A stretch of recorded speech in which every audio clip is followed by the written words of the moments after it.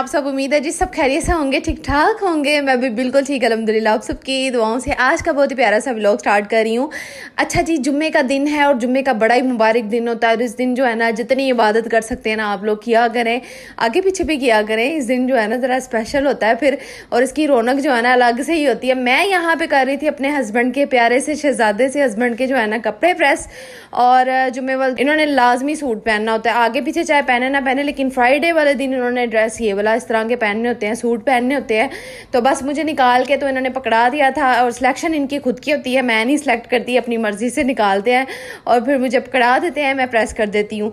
तो खैर यहाँ पे मैं कपड़े प्रेस कर रही थी, हेल्पर साथ साथ काम कर रही हैं बाहर। और ये इन्होंने एक दिन पहले छुट्टी की थी क्योंकि इनका जो है ना मेला वगैरह कोई था, जो कह रही थी कि मैंने नहीं आना। तो फिर मैंने खुद ही जो है ना उस दिन काम कर लिया। तो काम मैंने पता कब किए थे, बच्चों को स्कूल भेज के, रीशा रमीज़ा को स्कूल भेजने के बाद मैंने फिर जो है ना फ़ौरन से काम कर लिया। तो मैंने कहा इब्राहिम सो रहे हैं और सालेहा भी सो रही है, तो मैं जल्दी से जो है ना साफ़ सफाई वाला जो काम है ना वो कर लूँ।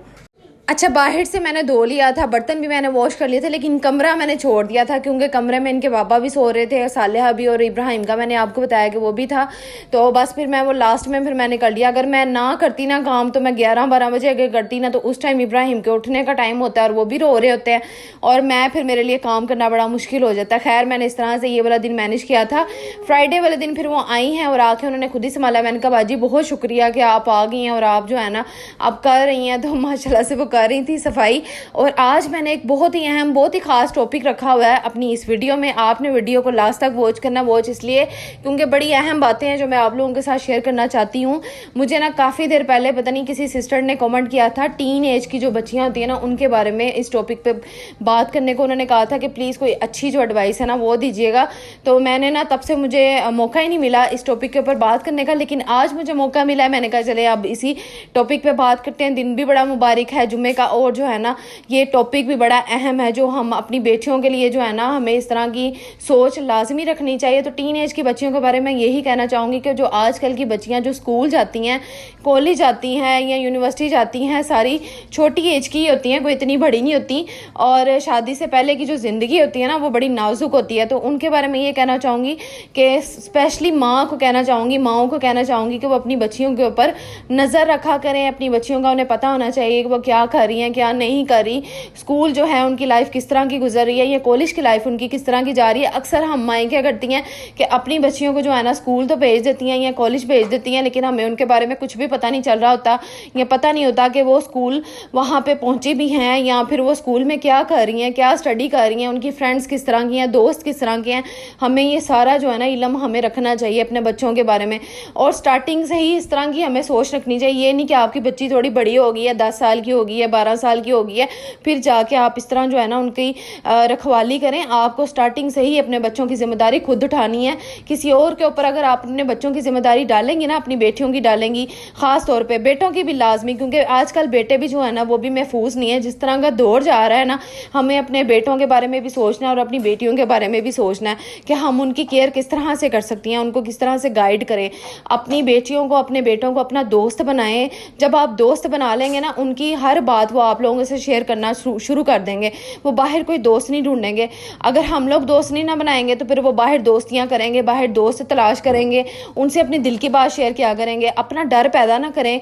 आप उनसे हर टाइम जो है ना रोब में बात ना किया करें, उनसे लाडों में भी बात किया करें, ताकि वो जो है ना स्कूल में क्या हुआ और कॉलेज में क्या हुआ आपकी बेटियां आपसे शेयर करें। मामा आज इस तरह हुआ था, आज वैसे हुआ, आज इस फ्रेंड ने मुझे ये कहा था, आज इस टीचर ने मेरे साथ ये बिहेव किया। सारी बातें वो आपसे शेयर किया करें।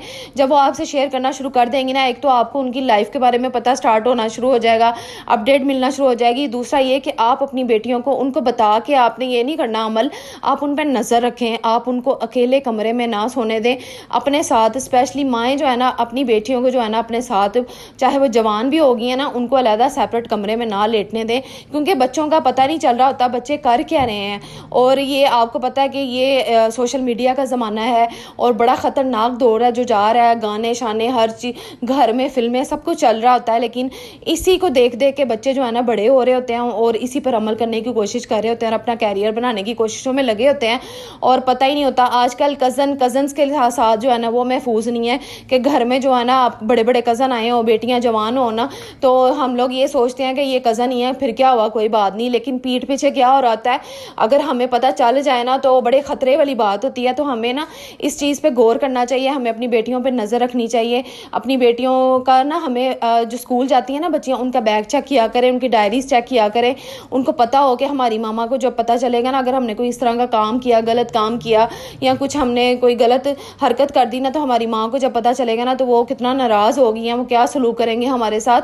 तो इससे पहले कि वो इस तरह की बात सोचें, वो आप उनको अपना दोस्त बनाएं, उनसे पूछा करें किसी ने आपको कुछ कहा तो नहीं, किसी अंकल ने तो नहीं कोई इस तरह की बात कह दी बेटा, किसी बॉय ने तो नहीं कुछ कहा। किसी बॉय को दोस्त नहीं बनाते, कोई दोस्त नहीं होता आपकी, सिर्फ मैं दोस्त हूँ, आपके पापा दोस्त हैं, आपकी फैमिली जो है ना यही दोस्त होते हैं, बाहर कोई भी दोस्त नहीं होता।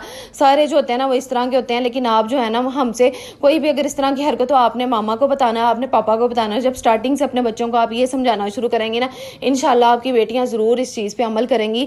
और ये टीन एज की जो उम्र होती है ना बड़ी ख़तरनाक होती है, अगर इसमें हम अपने आप को संभाल लेना तो फिर समझें कि हमारी अगली ज़िंदगी जो होती है ना बड़ी आसान होती है। और अच्छा एक और बात देखें, जब हमारे कज़न्स आ जाएँ, इस उम्र की जो बच्चियाँ होती हैं ना, उन माँ बाप ये कह देते हैं कि जी ये तुम्हारी फूफो का बेटा है या तुम्हारी चची का बेटा, तो कोई बात नहीं, आप बात कर सकते हो। लेकिन ना बात करने की इजाज़त ना दिया करें, सलाम की हाथ तक रखें और हाथ भी ना मिलाने दिया करें कि बच्चियों को आप कहें कि हाँ वो हाथ मिला सकता है, वो इस तरह बात कर सकता है। नहीं, इस तरह भी जो है ना मुनासिब नहीं होता है। इसकी भी जो है ना ये भी काम जो है ना गलत होता है और बात कहाँ से कहाँ तक पहुँच जाती है।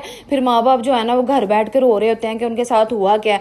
अब देखें ना मेरी अरीशा रमीज़ा सालिया कितनी छोटी हैं और मैं अभी से उनके लिए इतनी परेशान होती हूँ, इतनी टेंशन में होती हूँ कि अल्लाह ताला जो है ना सब बच्चों की इज्जतों की हिफाजत करे, सब बच्चियों को अपनी हिफाजत में। मुझे जब मैं सोचती हूँ ना किसी की बुरी नज़र ना इनके ऊपर पड़े, रिक्शे में जाती हैं या रिक्शे वाले अंकल हालांकि इतने अच्छे हैं, हालांकि मोहल्ले वाले हैं, फिर भी हम लोग ट्रस्ट नहीं कर सकते उन पर, पूरे जो है ना पूरा ट्रस्ट नहीं कर सकते कि वो क्या अच्छी सेफ्टली हैंड में वो गई हैं या वो रिक्शे वाले जो हैं उन्होंने कहीं उठा के तो नहीं बैठाया बच्चियों को, कहीं इस तरह तो नहीं वो गई, किसी की बुरी नज़र तो नहीं पड़ी।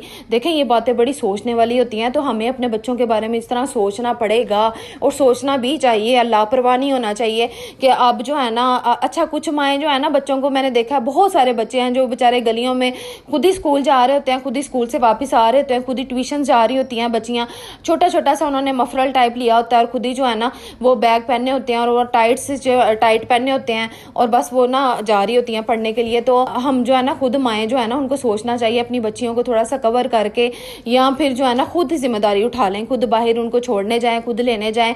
और अगर वो खुद नहीं कर सकती ना तो उनके हस्बैंड्स को चाहिए कि वो अपनी बच्चियों को जो है ना खुद छोड़ने जाएं, स्कूल भी और ट्यूशन भी, सिपारा पढ़ने तक भी जो है ना अपनी जिम्मेदारी अपने बच्चों की खुद उठाया करें, किसी पे ना डाला करें, किसी कज़न को ना कहें कि जाओ तुम छोड़ाओ, थोड़ा सा आगे कर आओ, ये कराओ वो कराओ, क्योंकि हमें इस दौर में अपने बच्चों की हिफाजत खुद करनी है।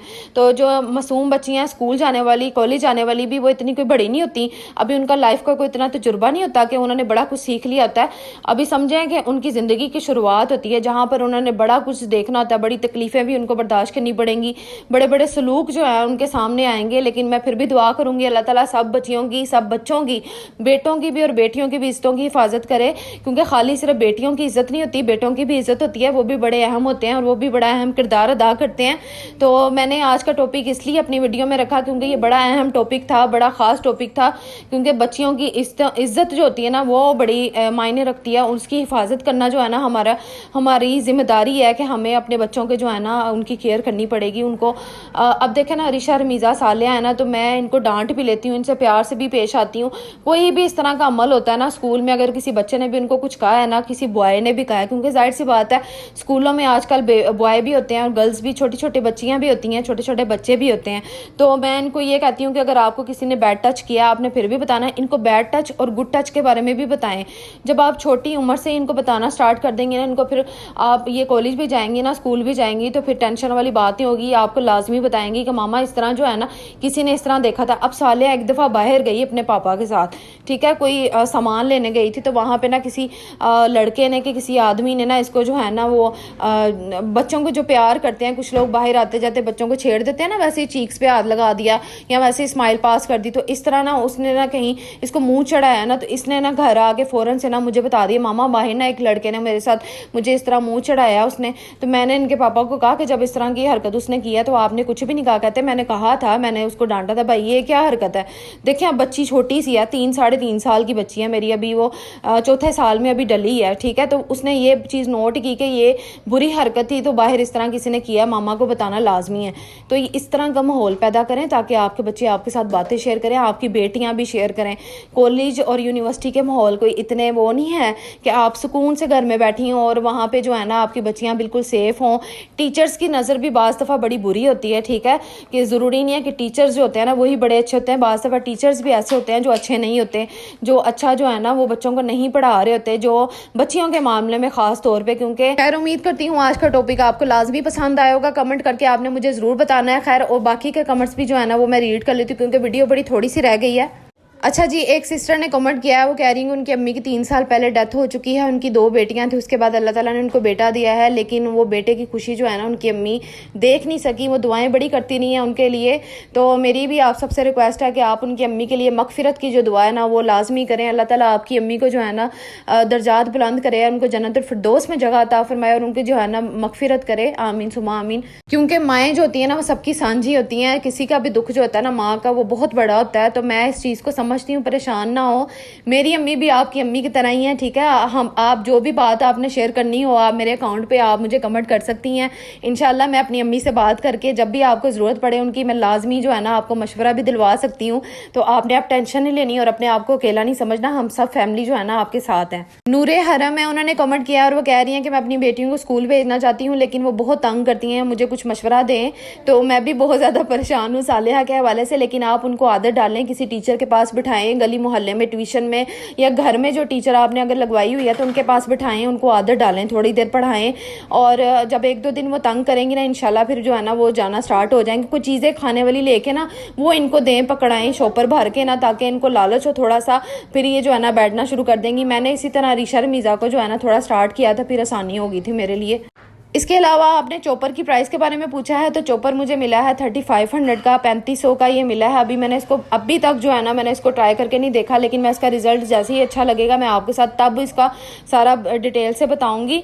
लेकिन अभी मैं आपको ये मशवरा नहीं दे रही कि आप ऐसा चॉपर जो है ना खरीदे, पहले मैं इसको खुद ट्राई करूंगी फिर आपको बताऊंगी। समरीन ने कॉमेंट किया है और वो कह रही है कि आपकी बेटियों के नाम किसने रखे हैं। तो अरीशा का नेम जो है मैंने और मेरे हस्बैंड ने, और रमीज़ा का जो नेम है वो मेरे अब्बू जी ने रखा है, साथ में सालिहा का भी मेरे अब्बू जी ने रखा है और इब्राहिम का नेम उसकी फुफ्फो ने रखा है, ठीक है।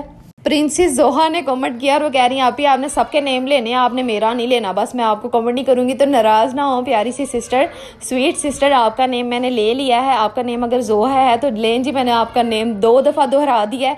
अब आप खुश हैं, कमेंट लाजमी करना है, व्लॉग को भी इंजॉय करना है। सैयद मोहम्मद वलीद ने कमेंट किया और वो इब्राहिम का हाल पूछ रहे हैं। इब्राहिम जो है पहले से बेहतर, अल्लाह का बड़ा ही शुक्र, अल्लाह का बड़ा ही करम है कि ड्रॉप से जो है ना काफ़ी फ़र्क पड़ा, लेकिन इंजेक्शन की वजह से उसको बुखार वगैरह भी हो रहा है, तो इंशाल्लाह वो भी बेहतर हो जाएंगे। थैंक यू सो मच कि आप सब उसका हाल पूछते हैं। अच्छा जी, ये वही वाला चिकन है जो मैंने एक दिन पहले वीडियो डाली थी अफगानी चिकन की, तो ये मैंने फ्रीज़ किया हुआ था। अब इसके जो है ना राइस पकाने थे, ऑर्डर मेरे हस्बैंड का था, इस वजह से मैंने फिर कहा चले इसको बिरयानी की शक्ल दे के बना लेती हूँ, रीशा भी खुश हो जाएगी।